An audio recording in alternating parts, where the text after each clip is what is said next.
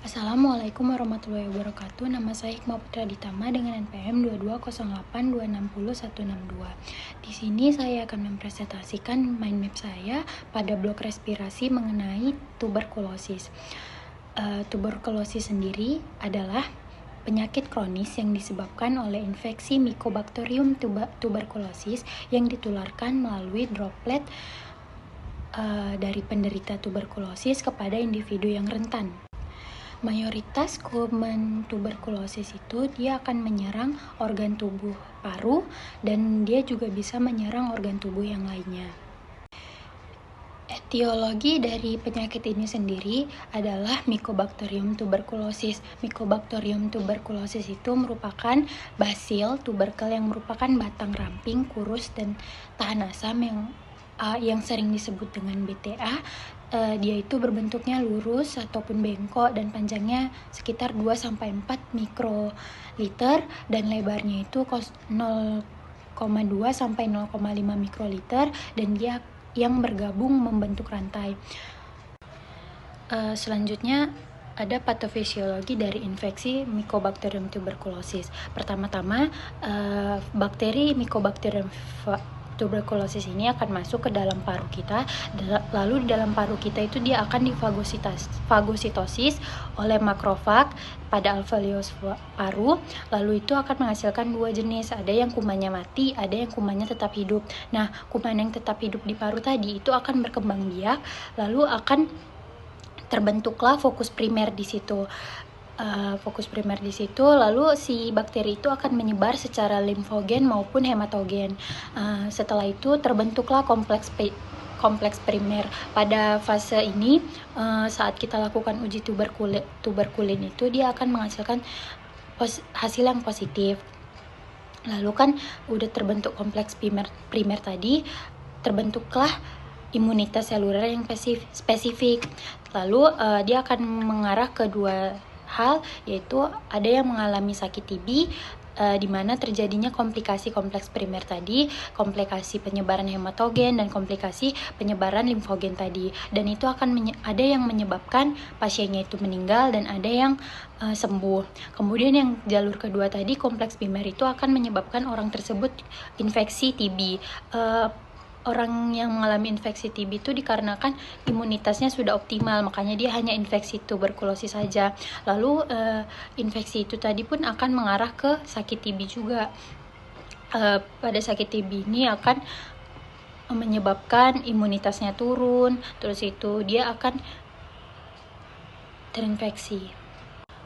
Lalu pada penderita tuberkulosis sendiri mengalami beberapa gejala. Gejalanya dibagi dua, ada yang respiratorik dan ada yang sistemik. Pada respiratorik, penderita akan mengalami batuk yang lebih dari 2 minggu, disertai dahak, bisa juga dahaknya itu disertai darah, dan penderita akan mengalami nyeri dada dan juga lemas. Sedangkan gejala sistemiknya itu penderita akan mengalami demam, menggigil, keringat saat malam, penurunan nafsu makan, dan bahkan penurunan berat badan. Nah, untuk menegakkan diagnosis dari tuberkulosis sendiri, kita tegakkan berdasarkan gejala yang telah timbul, lalu kita lakukan pemeriksaan sputum, yaitu pemeriksaan dahak pada pasiennya itu dilakukan 3 kali, yaitu dahak sewaktu, dahak pagi, dan dahak pada kunjungan kedua. Kalau bila didapatkan hasilnya 2 kali positif, maka hasilnya dikatakan BTA positif. Kalau 1 positif dan 2 negatif, maka perlu dilakukan pemeriksaan kembali. Selanjutnya kita bisa lakukan pemeriksaan Ziehl-Neelsen.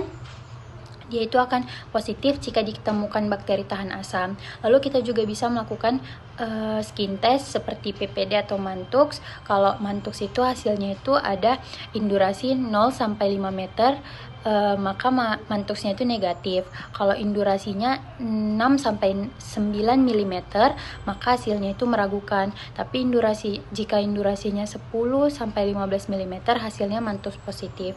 Jika lebih dari 16, hasilnya adalah Mantux positif kuat, dan reaksinya itu akan timbul 48-72 jam setelah injeksi antigen intrakutan. Lalu kita bisa lakukan ronsen dada untuk melihat adanya lesi infiltrasi pada paru bagian atas, timbunan kalsium ataupun lesi primer ataupun penumpukan cairan. Selanjutnya kita bisa lakukan biopsi jaringan paru untuk menampakkan adanya sel-sel besar yang mengindikasikan adanya nekrosis. Lalu kita bisa lakukan pemeriksaan elektrolit, dia bisa abnormal hasilnya tergantung dari beratnya infeksi. Lalu kita juga bisa melakukan analisa gas darah, mungkin hasilnya itu mungkin abnormal juga tergantung lokasi, berat, dan adanya sisa kerusakan jaringan paru. Terus kita bisa lakukan pemeriksaan fungsi paru.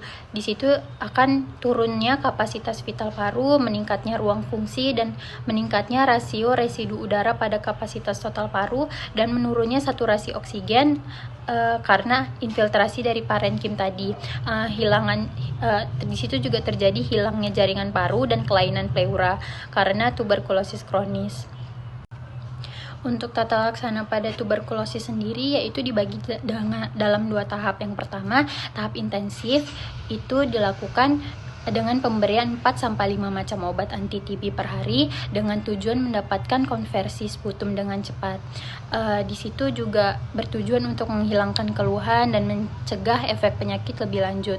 Yang kedua itu adalah tahap lanjutan dengan hanya memberikan 2 macam obat per hari secara intermittent dengan tujuan menghilangkan bakteri yang tersisa dan mencegah kekambuhan pasien.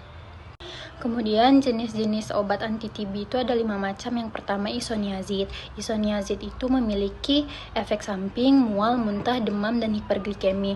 Lalu yang kedua ada rifampicin. Rifampicin itu juga memiliki efek samping yaitu gangguan saluran cerna. Terus itu menyebabkan urinnya itu menjadi kemerahan dan udem. Terus itu yang ketiga ada pirazinamid. Pirazinamid itu memiliki efek samping juga yaitu ikterik, anemia, mual, muntah, dan bisa menyebabkan gagal hati.